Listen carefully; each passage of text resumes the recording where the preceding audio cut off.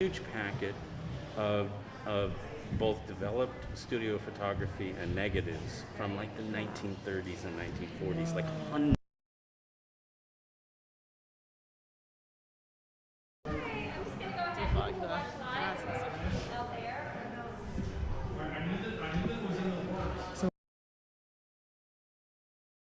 That was actually the big discussion that Santu helped with before he had died, about sort of what's the right thing here. And so I think he got to do some transformational work a little bit with them and combine the projects that he was working on. They put some in an exhibition, and then they also hello everyone. I think we're going to go ahead and get started. Thank you for coming out to the Delaware Contemporary. I see a lot of exhibiting artists here tonight, so welcome and thank you for participating in our program. We're really honored and proud to have you as part of our program. Tonight's discussion that we're going to have is a panel, and the panel celebrates the work of Meleko Mokgosi, whose work is dawning the outside of the exterior of our building with 3 incredible, beautiful works. So if you haven't had a chance, please check them out. And we're going to speak with Dr. Timothy Burke and our curator of the program, Kristen Hileman. So thank you for being here tonight. This program was made possible by the Delaware Humanities. So we thank you for your support and helping us to bring down these scholars and artists to Wilmington for this important discussion. I'm going to pass it to Kristen. Thank you.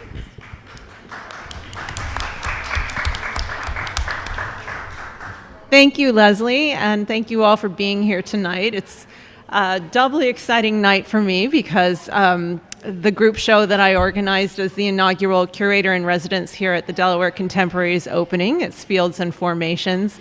And we're also celebrating Meleko's banners for the Platform Gallery, which is an initiative that Leslie and I developed pre-pandemic, but it turned out to be just the right thing for social distanced artwork. And it's been very exciting to work on both of these initiatives. So Leslie, thank you for that opportunity. I really appreciate it. And I also thank Delaware Humanities for their support of this panel.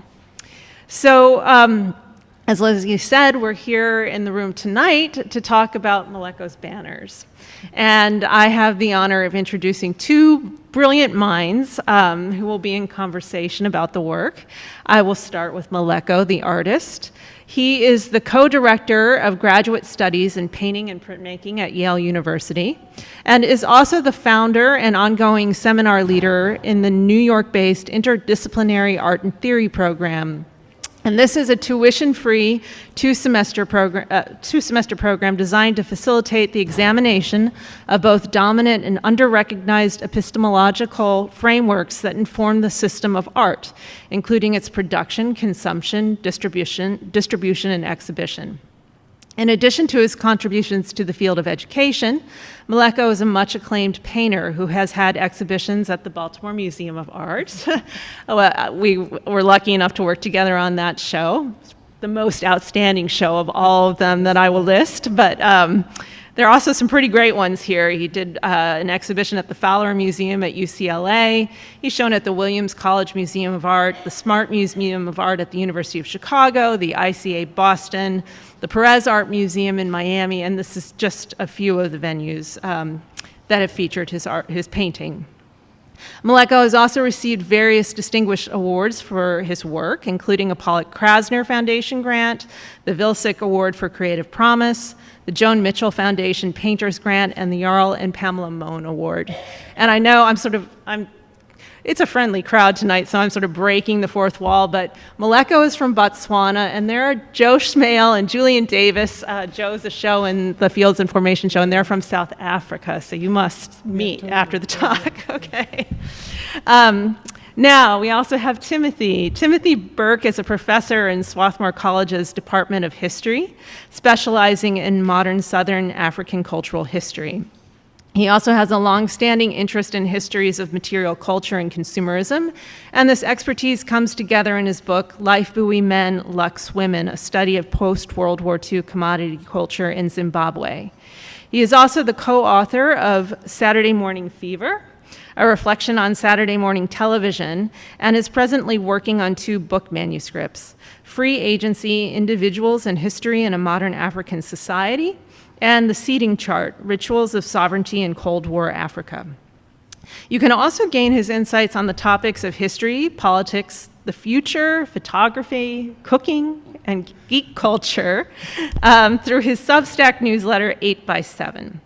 And last but not least, certainly, like Meleko, Timothy is also probing the significance and future of education in his role as the co-director of the Aydelotte Foundation at Swarthmore, where the foundation supports the creation and dissemination of knowledge about liberal arts education. So I'm going to really turn this conversation over to Meleko and Timothy, but I do have a note on format, which is we want to allow time for Q&A from our audience, both here in the room and virtually. So we'll have about 40 minutes of conversation, I think, and I will gently intervene as a timekeeper so we can keep to that length, and then we'll invite your participation and questions. So thank you all for being here tonight. And let me put this back. So I promised sort of a setup question. And I think just to kind of bring everyone into the artwork, I mean, people have seen it, but the artwork is staged around the building. So Meleko had the challenge of activating spaces on an exterior of a fairly distinctive industrial building in this unique neighborhood in Wilmington. And what you chose to do was create sort of 3 separate spaces, is how I think of it. An exterior scene, and then sort of a threshold scene, and then finally an interior scene. So I'm wondering if both of you can kind of take us through the basic setup of these banners and perhaps use that as a lead into this kind of interest in expressions of Southern African daily life that you're both interested in. I'm just the sidecar to the motorcycle. So the 3 sidecars, yeah. Thank you, Kristen, and thank you for having me. This is amazing. I haven't been able to, like many artists, go to openings or have shows, so this is quite a privilege to keep making art and showing it, and very fortunate that there's support that is invested in the work and what we're trying to do as artists. So thank you so much. And I think we're being recorded, so every time I'm being recorded, I'm very paranoid of what I'm going to say. So I'm going to try and not be too paranoid, but this just goes, usually when I'm not recorded, I just say anything. And people get offended. Yeah, I guess maybe one thing I just realized is, maybe this is for both of you guys, because Kristen, you also have a show inside. It struck me that the exterior of the building is adorned by figuration, right? People on horses and so forth. But all 3 shows in the building are purely centered around abstraction. Like one is with abstraction, and I forgot there's a specific word which has to do with the awareness of the body and how we make sense of the world. The other one is, I think I forget his name, but it's a scientist and an artist, and this intersection between art and biology, and then obviously Kristen's show, which is about the kind of a mid-Atlantic survey of abstraction, right, centering around artists who identify as women or non-binary. So it was kind of peculiar that the exterior is figuration, but the interior is all abstraction in many ways. I don't know where I was going with that, but it seemed like maybe there's something to the kind of internal mechanisms of how we function as human subjects, which we try to make sense of the world through language, visual, and so forth. But this brings me to, I'm going to shut up. Do you have a question or something? Because I'm just going to keep going. No, keep going. So you were saying how to contextualize the banners. Oh. It is almost a narrative of space, totally, if you will. Totally. Exterior, crossing a threshold, and an interior. Although I have to say maybe the threshold space is the one that might be most difficult to recognize for an American audience. So, I mean, can you just take us through the iconography of those three? Totally.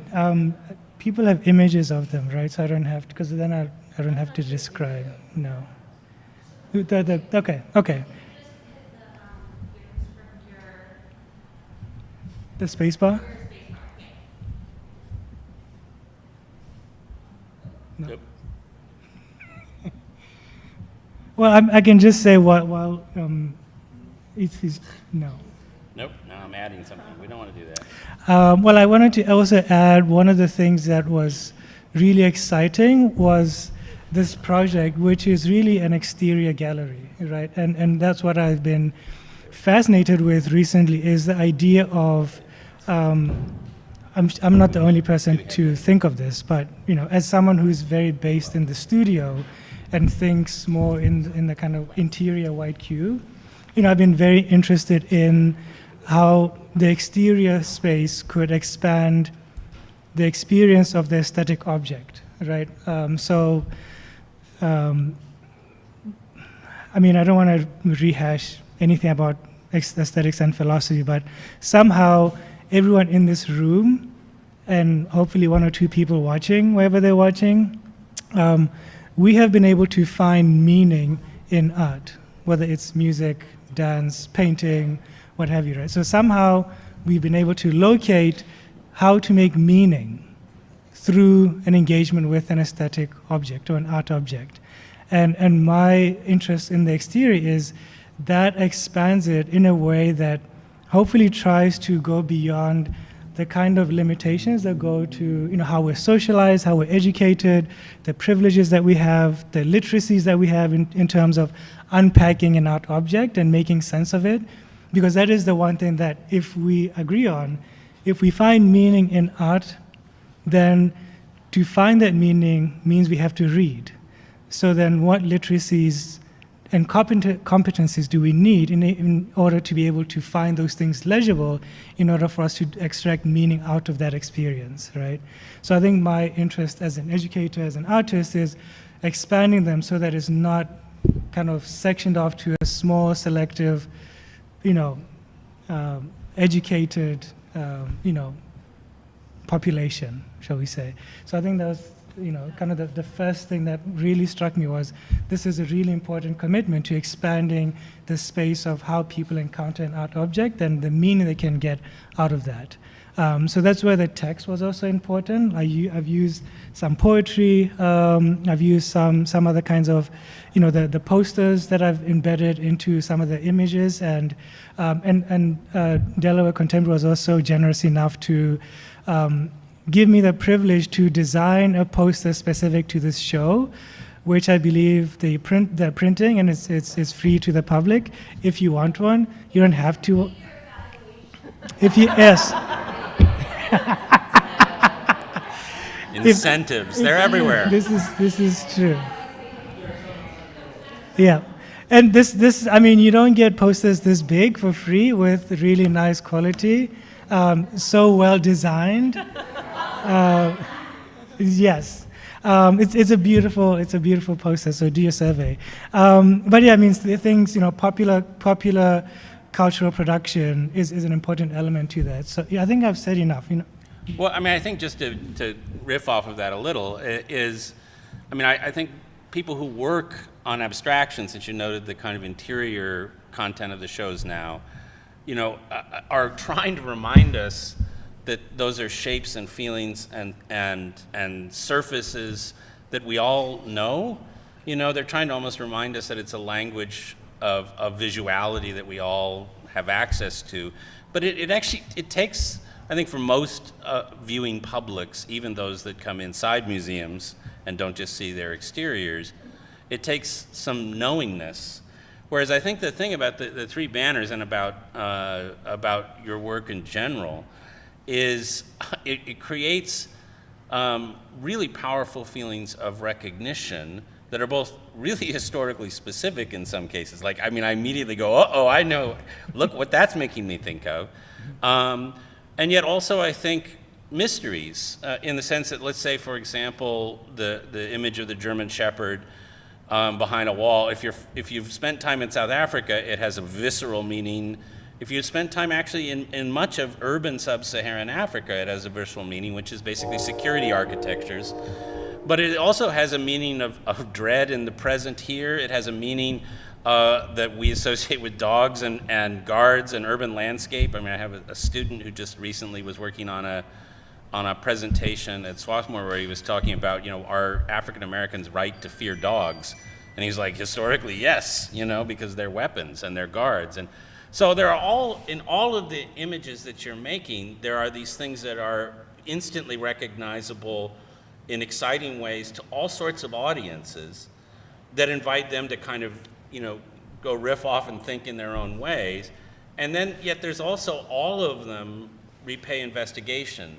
They repay investigation because of the words that you associate, because of the images in the background, which each of which in the end has another history that invites you in, because of the ways in which they capture, I think, a project of century or more of Black imagination and self-fashioning that has been both totally visible to publics, white publics included, and yet completely not noticed by publics, especially white publics, who constantly imagine that just now, say, African modernism or modernity is just happening, right? And the moment I see much of what you do, I think to myself, that's the same thing that I see in a whole range of visual productions. So it's really exciting, and it's exciting to have it on the exterior because especially in a city like Wilmington, there are lots of people driving past, walking past, coming in on trains, going on buses, for whom each one of those images has a meaning that is direct and powerful and personal, but also each one has an invitation to think more. And I mean, I love that. That's super exciting. And I think it's really characteristic of your work in general. But on a big exterior like that, I mean, that's part of the space too, right? They invite you to cross thresholds. They invite you, in some cases, to stay inside the domestic spaces of your own comfort. So that's what's exciting to see. Yeah, and kind of to add on to that with, I think they can see this one, right? Because I don't want to talk in the abstract. Okay, Yeah. So in a previous conversation, you used the word, kind of just trying to when we're talking about the studio photographs, which are kind of very well known in terms of African photography in relation to also, obviously, like the ethnographic images of Black African subjects being taken, and you see them in like National Geographics. But the other one, the studio photographs, right? Where you describe them as confessional, right? As a way for the subjects who are sitting, confronting the camera, a way of presenting themselves in a way that they wish to be perceived by an outside, right? Whether it is fantastical, whether it is rooted in a real,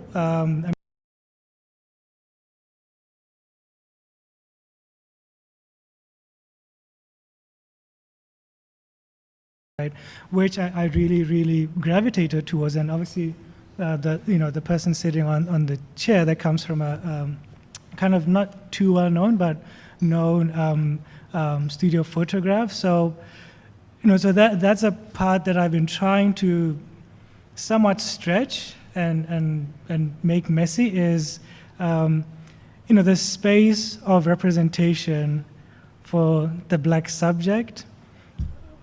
When you're able to, if you're able to subtract the history of Blackness, and when you're able to not subtract it.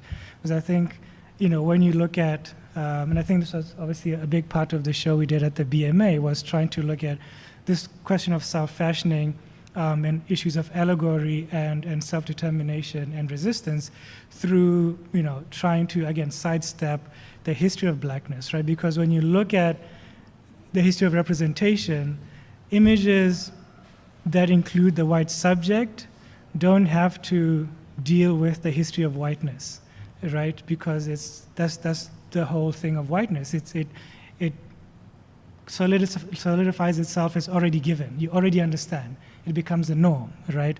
Whereas with the black subject, blackness is always like attached. It's that thing that is very difficult to run away from, right? Obviously, there's been a lot of debate about this. Thelma Golden's proposal of the post-black, and obviously Glissant's much quoted. Even a lot of my MFA students like to quote Glissant and the question of opaqueness, right? Of being able to be given the space to be opaque and abstract, and not being able to answer to the white gaze what it is that you're trying to say as a black or someone of color, as a cultural producer, right? You don't owe the viewer anything.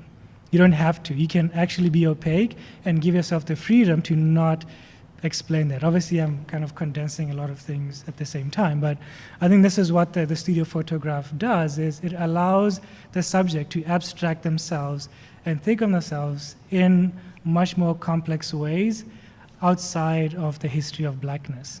This is my proposition. I don't know if it makes sense, but again, who knows? And Timothy, maybe you can provide a little bit of historical context for studio photography in Southern Africa, and just give us some nuts and bolts. Yeah.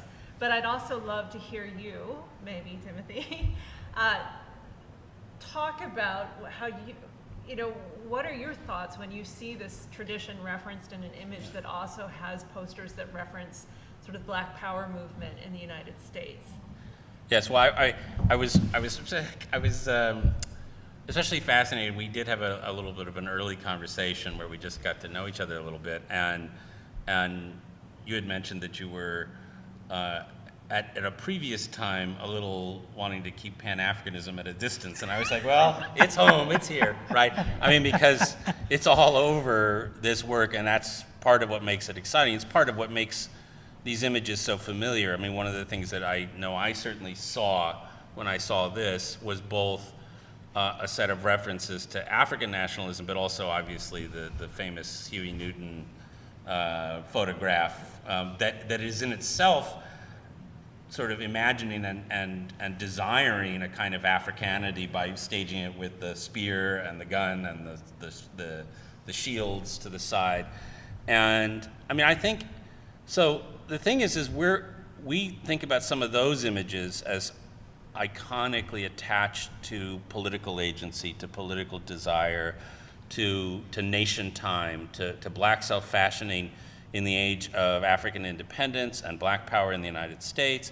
But I think this is why, I think we're both kind of excited by and interested in the history of studio photography in Southern Africa, actually, and much of Sub-Saharan Africa.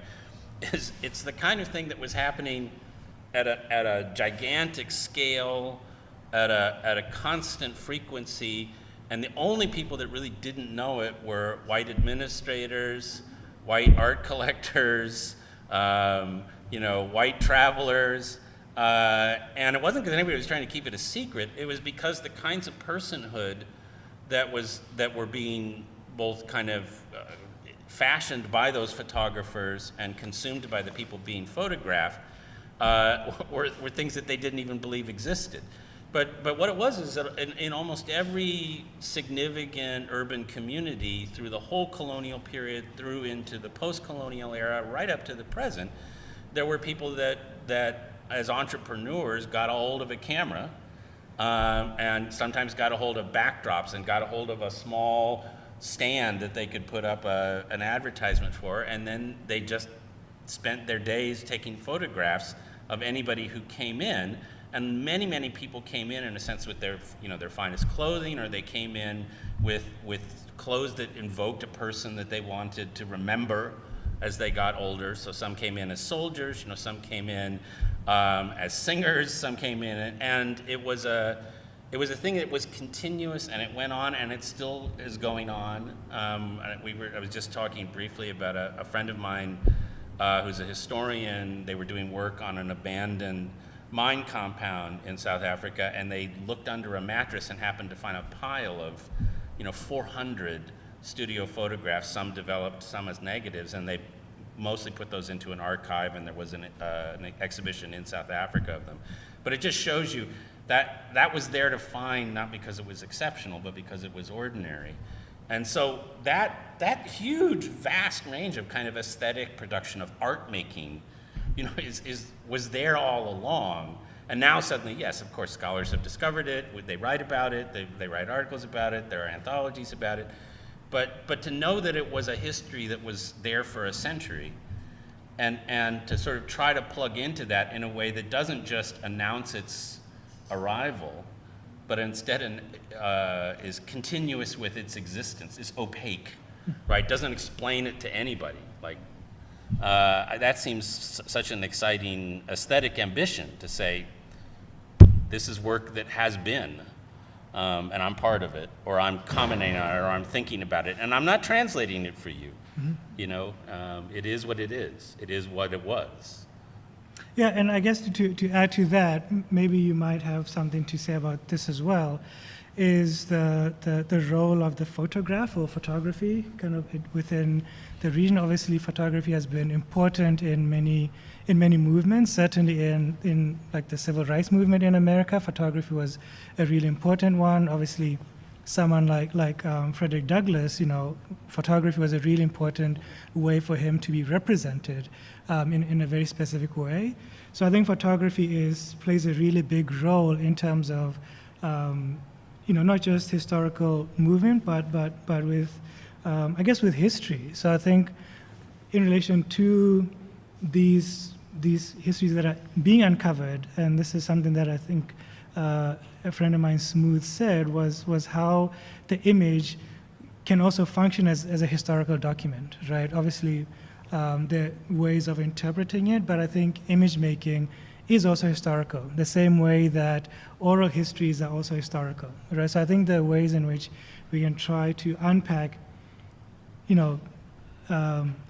histories that don't belong to the grand narrative, but also are not formalized within the kind of historical way in which, we understand Western history, right? Which is through written documents and archives, right? Even the question of the archive is an open one, right? Like, where does it end and where does it begin, right? There's obviously formal archives and informal archives. So I think that, the document and history and the image are things that I've been thinking about as well. I mean, literary scholars will sometimes complain about historians, and I suspect artists complain about art historians in roughly the same way, that by treating things as evidence, you lose something really important to them. And I'm kind of alive to that consideration. So I think the other thing about not just studio photography, but portraiture, because I don't want to go to the obvious. Your work has such a strong representational element to it, but I don't want to kind of go to the photography as the obvious kind of benchmark of representationalism. There are also the same kinds of things that were going on with studio photography have been going on with popular painting in various forms for a very long time in parts of sub-Saharan Africa. There are painters. There's a big collection of work by a painter named Shabumba, who painted in Congo scenes of kind of history and of contemporary life. We were talking a little bit about these paintings that are all over barbershops in West and parts of East Africa, paintings on buses. So there's also traditions of portraiture and painting that are again equally everywhere and have been for a long time. It's just, again, none of the people that were trying to imagine African art noticed them. But they definitely testify to and are evidence of history, but they're also evidence of, like any art, of so much more, of people self-dreaming, people self-fashioning, people exploring the boundaries of what they were and where they were, people asking questions. So it's not just you look at them and you say, bam, look, I've got something that helps me with social history. We do that, but I hate to kind of reduce things to that. Yeah. I had a question for you. Can I ask you the question, or do you want to ask? Well, I do want to see if we can. I thought I saw the image of the young man on the horse. That you have. Yeah, I think And I'd like to just have you to speak a moment about this image, because in the context of an American audience here on the East Coast of the United States, it seems like a very, in some ways, I hesitate to use the word response, but there is kind of a resonance with the tradition of equestrians, Western equestrian sculpture, right? Which I'm not a Philly native, but I associate sort of monuments of people, white men on horses, basically, with Philadelphia. And so, you know, this is a different kind of image of a person on a horse. Yeah. And I'm just wondering in the sense of sort of touching on different histories or trying to clash one history up against another, you know, am I off base? Like, was that your intention with this image and using it on the building, or is there something else going on here? Yes and no. I mean, I can say what I was kind of thinking, which obviously shouldn't determine what anyone thinks, because, again, you know, images, that's the beauty of them, that they signify differently to people's kind of cultural and historical baggage. But with this one, so the image of the horse actually comes from the Cohen collection. He's based in New York, and he has this incredible archive of vernacular photography. And you know, I went there one day and just spent like the whole day, you know, going through his collection, and I found this one, and it struck me. Just the amount of, I don't want to say power, but self-possession that the horse rider had. And I wanted to counter that with this text, which comes from a established Zimbabwean, I think she's Zimbabwean, if I'm not mistaken, or maybe not. Is it Ugandan? Okay, yeah. And it's called Tropical Fish. And basically she writes about when, is it the Nile perch? Now I'm blanking on things. The Nile perch. Yeah, Nile perch, yeah. Yeah, when the Nile perch was introduced into the waters, and it was this gesture which was supposed to breed something that would feed more people, but obviously destroyed all the small undiscovered tropical fish in the waters, which would then obviously not be discovered. So it was this thing which is kind of symptomatic to capitalism and colonialism, right? That there's a level of efficiency and setting up institutions and machinery that you think should work in a specific way, and then they have this other effect, right? So I wanted to use these two narratives to kind of, counteract each other, or kind of create, for lack of a better word, like a double bind, right? Of being put into being not able to choose between two difficult positions, right? Of what you do when you're faced with, colonial legacies, privileges, histories, and so forth, but also being complicit with those, also having a kind of precarious, privilege in relation to that.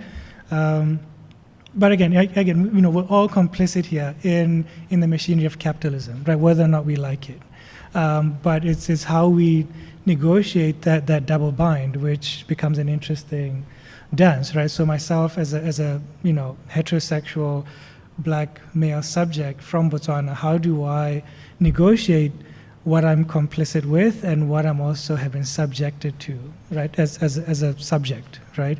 So I wanted to kind of put these things in relation and kind of just make things messy.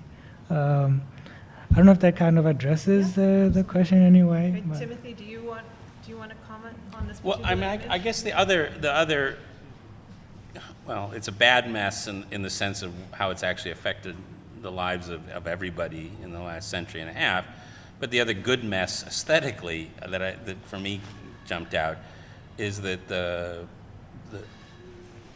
boy on the horse, man on the horse, I think, is, I mean, there's such a strength in the way that looks, such a power, and I mean, it is always the thought that I think I first saw from the philosopher Anthony Appiah, where he suggested, that we think about colonialism through the lens often of the people who are most strongly affected by it. I mean, who feel its disfigurations most intensely. The people who had access to colonial education, who made literature and art under the shadow of the colonial and then kind of post-colonial order, who had to think a lot about the languages they were working in, about the traditions they were working with, and wonder, where did these come from? You know, am I the master of the things that I'm working?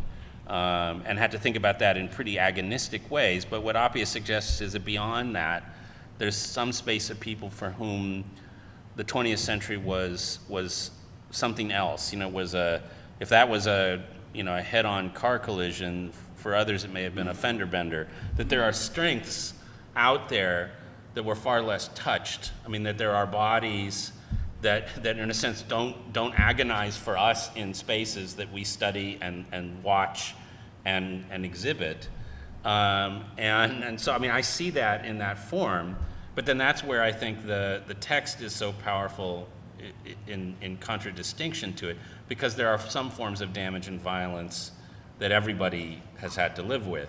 The poisoning of the waters, the death of bodies, from arbitrary violence, the endlessness of war and conflict caused by the West's sort of interventions, all those things. And so that seems like a pretty powerful distinction too, is that thought of strength untouched, but that reminder that there's also no getting away. Everybody, there isn't a place, there isn't a Wakanda, there isn't a strength beyond the horizons that we know that was untouched. But I like the thought of it in seeing that body on that horse. Mm-hmm. And kind of to maybe add a tiny bit to Kristen's question with the viewer, right, of the kind of baggage that we bring. Delaware is very specific, and versus if I showed this in Joburg, that would be a different response. And I guess that's as an educator, as a painter, I think how we think about aesthetics, or the space of aesthetics, is an important one. And what that means to me is a kind of, for lack of a better word, again, I'm as westernized as anyone else, but it's a space of critical thinking, right? So what we think about critical thinking then it's up for debate, right?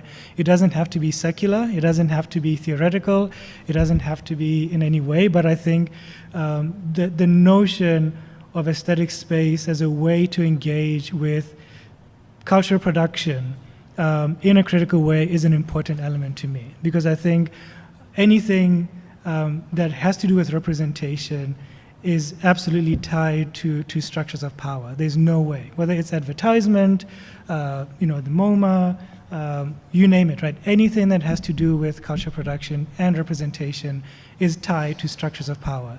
And to me, it's important for us, in the abstract, to engage with those things in a critical way. Again, I'm not going to define what critical thinking is. It could be open in terms of how we think about it. It doesn't have to be through, Max Horkheimer. It doesn't have to be through, Marx. It doesn't have to be through Adorno. Whatever critical thinking could be envisioned as, I think that's the space for aesthetics, right? So I think that's the challenge. At least that's my limitation. Is I'm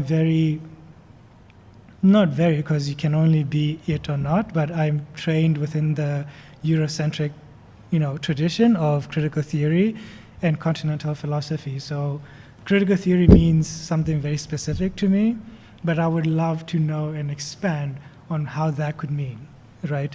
Outside of the continental philosophical, European traditions, right? Is this making any sense in any way? Kind of, right? I hope so. It's a little heady for a Friday night, but I think we're enjoying it. You invited me here, so. But it does lead me to a question, and we'll soon turn it over to the audience for questions. But so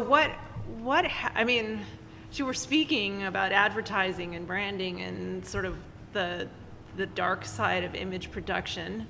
I couldn't help but think about what happens when sort of different traditions of visual literacy and visual histories and visual cultures all of a sudden lose their opacity or maybe it's not an all of a sudden kind of process, but when they do, if they do they also lose their power? And do you have any dread of this happening in the near future? Or do you have a more idealistic perspective on it? And this is a question to both of you. Sure. I mean, I can take it. He's a more experienced educator, so he will have a very thoughtful answer to that. I'll have a dumb one. I think that's an amazing question, which means when do we have an epistemological break, right? When the thing stops being opaque, in my mind, becomes a tool for knowledge production. That's where we can start to figure out. Again, that's why it's important, as you're doing, to include the subject that you have who have been overlooked in the history of abstraction, right? They're using language and images and color and perception in ways that didn't really filter into dominant histories. And then the question is, when do we take what is in that show and start to turn it into knowledge? When young artists come in and they start to look and they're like, oh my God, Lynn Myers, it's amazing. Look at what they're doing. So that starts to become less opaque. It becomes part of, again, for better or for worse, it becomes normative. It becomes part of the dominant discussion. And then it starts to be used as a tool for knowledge production, which for me is where it has to go, right? Like at some point, for us to make epistemological interventions, the tools have to be changed, right? So I think that's an amazing question of when the thing becomes less opaque, when people start to know more about the histories that we're talking about that are not part of the grand narrative, then that's where the work starts to begin. Again, hypothetically, and that's my stupid question for today. My answer, I should say. Seems like a pretty good answer. I think the only thing I'd add to it is that I think the truth of Black history is that people know that certain kinds of losses of being invisible in plain sight are dangerous. I mean, so when Rosewood or Tulsa, Black Wall Street gets seen, when Sophiatown and District 6 got seen for what they were, which was spaces of Black self-fashioning, for spaces of Black success, for spaces of Black wealth and accumulation, they were destroyed. So there is one class of danger on one side. I guess the other class is simply, I'm sure for you, maybe this is past being a frustration, and maybe we've arrived at the point where there are artists from Africa and in Africa, but we can stop finally talking about African art. But there certainly are many African artists who've had to live more or less since the 1950s with the announcement that suddenly contemporary African art has started, and it always comes from white curators, so that's not a danger in the sense that if we have to think about what makes art circulate and be powerful and be seen and be available, it's exactly those moments, right? And you can't kind of turn your back on them entirely, but you would want for another narrative. So I suppose at the less dangerous end of what happens when you lose your opacity, when you're seen, and actually understood for what you're doing, is the hope that is not a moment where what you're doing gets fit into somebody else's pre-existing interpretive network or narrative, and therefore actually becomes opaque again, but it becomes opaque in this case to the artist and to the people who were seeing it before. Mm-hmm. So that seems like a danger, but that's one that artists are pretty savvy about managing. They have to be. And it may be that the other danger is one that is hopefully we're in a moment dangerous and horrible and violent as the moment we're in right now has been recently, in which that danger, the danger of apocalyptic wipeout, has become something more like the danger of a continuous violence of success actually happening. Maybe we are at the moment where things can change, and that's precisely why we're in such a dangerous moment. But that seems a different kind of threat and a different kind of question that isn't specific to art, but is only about all the ways in which black self-fashioning, as it goes on in a quotidian way, is threatening when certain people notice that it's happening. Meleko, do you want to respond before I open it up to No, the audience? I could. That's amazing. I'm still thinking about it, and yeah. Well, this is a hard act to follow, but I do wonder, does anyone have any questions of our two panelists?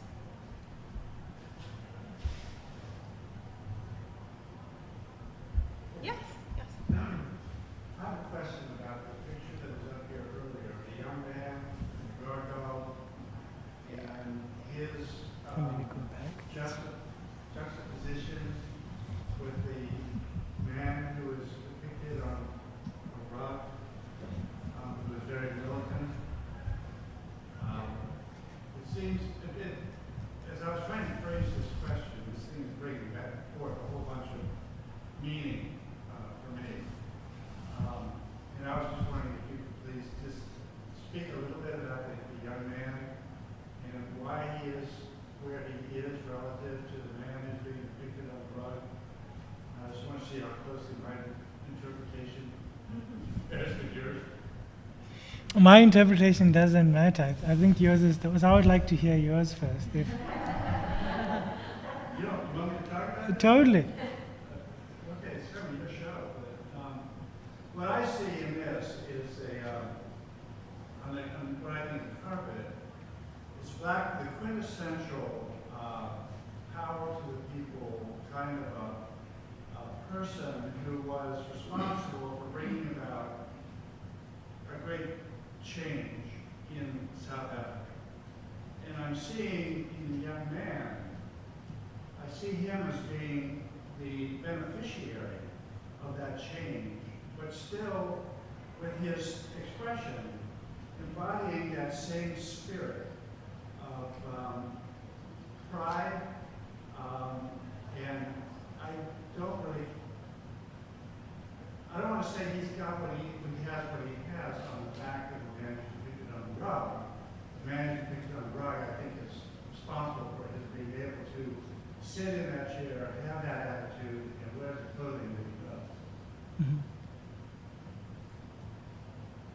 About as far as I can take. That's pretty far. I mean, I love the proposition that the man in the chair is the dream of the man on the carpet. You know, I mean because it's tempting to sort of think it the other way around, but that how cool the sitter on the chair is. I mean, cool looking, cool acting, cool feeling, you know, is the accomplishment.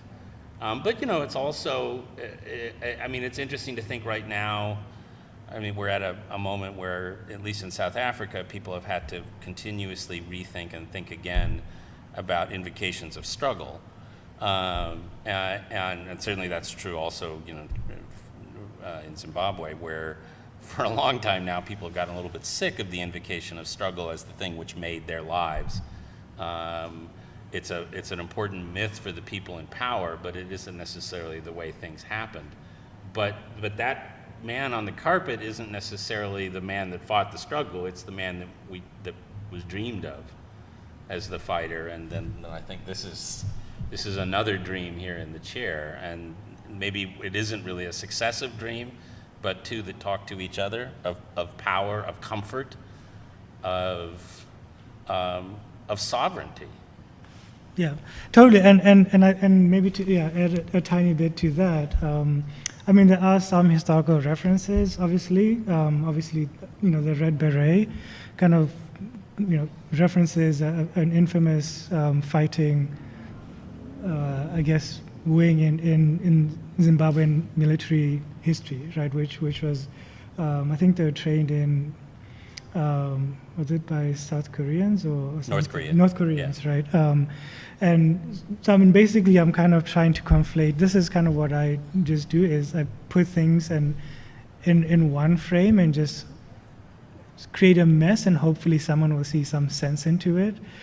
Because one thing I want to do is not present a concise and legible, clean idea of history, because that's not my job, right? Or at least that's not how I see it, is kind of just mess things up. But as you're pointing out, and as Timothy was saying, it's really to kind of think about not just the struggle for liberation, but also what post-independence means, and how people interpret and conceptualize life and power after that. And obviously masculinity is an important one, right? So how we think about black masculinity in relation to the struggle for independence, and after that, right, who is in power and what they have. And that's why, I kind of put into the background what could be understood as the black female subject, right? One, as a very popular poster that we also had when I was a child, as a mom hugging her baby, and then one which is kind of a Pan-Africanist poster with a woman and a gun. So I think the question of black male masculinity is an important one, which a lot of Africanists and African historians have talked about, and they keep talking about it, is how the black female subject is overlooked when it comes to the struggle for liberation, in that context. And this, I had another 20 paintings that had to try and deal with that. So this is kind of like a small snippet in that. But again, to Timothy's jab with my acceptance of Pan-Africanism, right? If we boil it down, right, Pan-Africanism, to my understanding, was a way to embrace black consciousness in order to arrive at self-determination, right? So how could we try to do that? And my thinking, if people in general, like people, are serious about anti-racism, then they would really think about what black consciousness means and how that could actually function. Because like anti-racism and black consciousness don't usually go hand in hand, right? It seems like anti-racism fights whiteness, but black consciousness isn't there. And black consciousness has to do with the self-determination of subjects who identify as either from or from Africa, either as the diaspora or living there, right? So I think, that there is also a level of Pan-Africanism in there, which is another messy history. And that's also tied to communism and kind of how, the Asian continent was intertwined with the African continent. Almost, like things like the Bandung Conference is an important reference point as well. Yeah. I mean, I think, one other thing kind of riffing off of that is that Kwame Nkrumah, the first head of the first post-colonial independent nation, Ghana, said, famously, "Seek ye first the political kingdom." And I mean, that might be the one piece of Pan-Africanism that just has turned out to be completely wrong, right? is the notion that the achievement of national sovereignties and controls over political systems makes a new black subjectivity that can live in and inhabit and have power seems to be like exactly wrong, right? It's seek ye first maybe the imaginary kingdom, the cultural kingdom, the kingdom of consciousness that seems important, but the project of a consciousness that has power, I think, has more to do with painting than presidencies. Thank you for the question. Yes, thank you. Any more? Anyone else? I'm sure there's a question out there. And there's also the opportunity to ask questions of our panelists in the more informal setting of the rest of the opening. But last call. Yes. Just a quick comment, really, not a question, but thank you, Kristen, and thank you for Delaware Contemporary for this panel.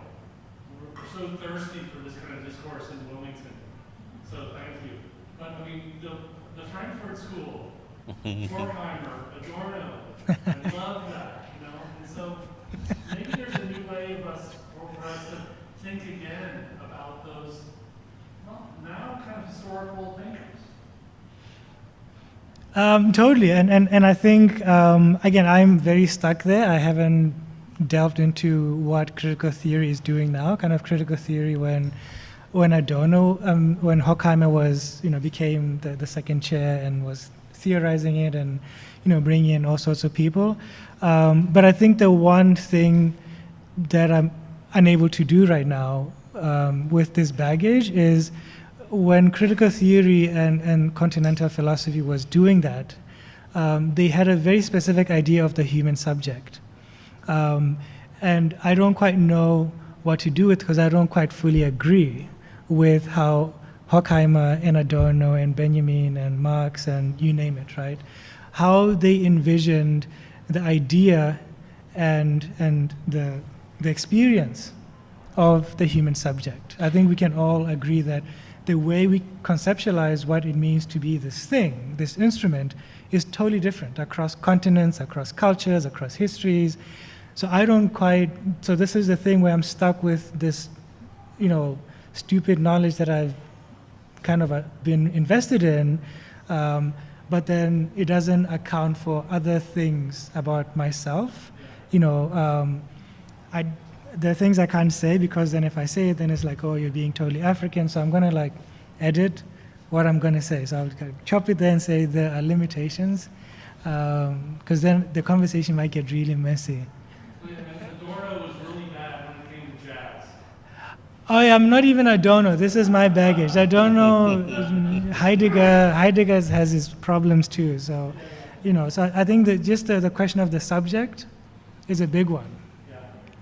Which I try to do through psychoanalysis, but then people are like, well, Freud, German dude, white people. And I'm like, well, I mean, again, there are useful instruments, and we shouldn't we don't need to reinvent the wheel. Capital was written, and it's important. Marx has given us some important tools to think about some things, but there are other things we could use. Fanon is an important person too. So I think, it's just a question of working around my limitations as someone who's trying to understand the world.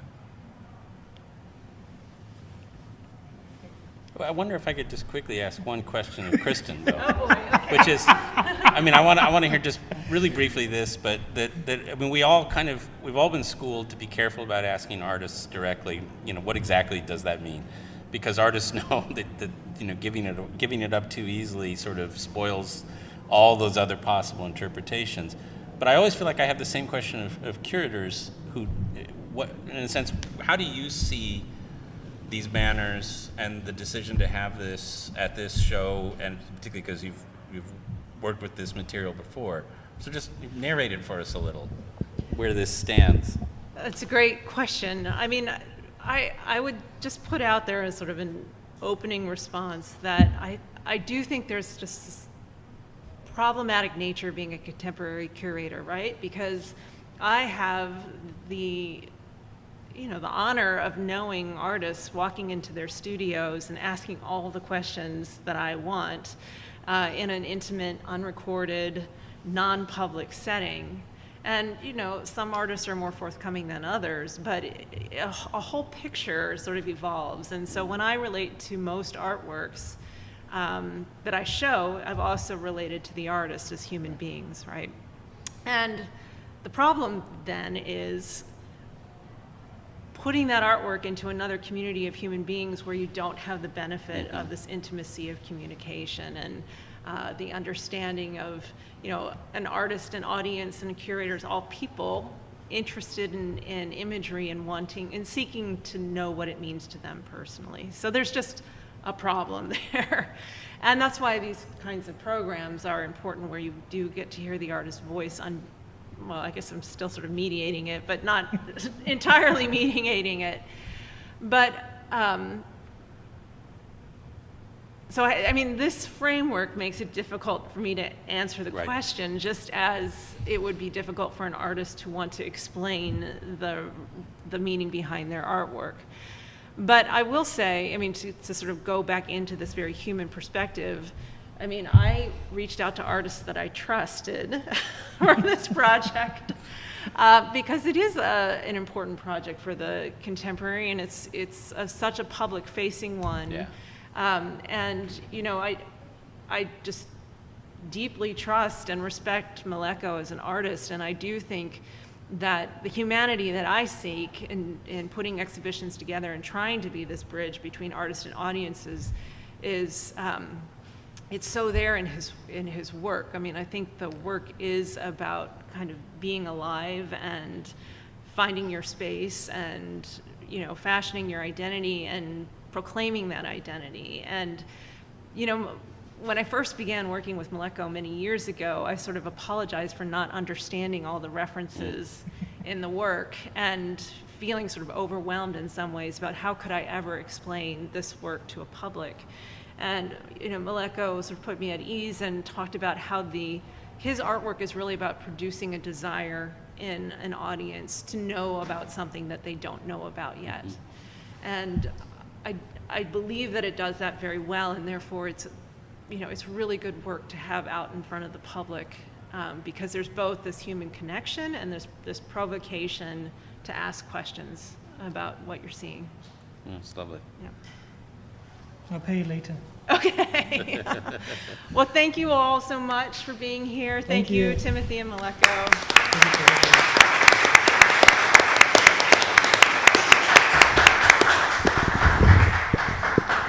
I just wanted to give one last thanks to our panelists. Thank you, Meleko. Thank you, Timothy. And Timothy, thank you for asking that question of Kristen, because this is actually a bittersweet evening for us. It's her last big event as she said, our inaugural curator in residence, and she has brought here conversations and dialogue with artists that we never would have had without you. And so your brilliance has been important to our growth, and we really appreciate that, and sharing with us your connections and the artists that you have come to know and understand as important in our world, understanding the world just as you have. And so the positioning as well, she has selected this banner project to be along the Amtrak train. So as the train comes from DC or New York or wherever it's, you know, coming up and down the Northeast Corridor, it slows down in front of our building, right in front of the banners, and then goes into the station, or it takes off and goes. And so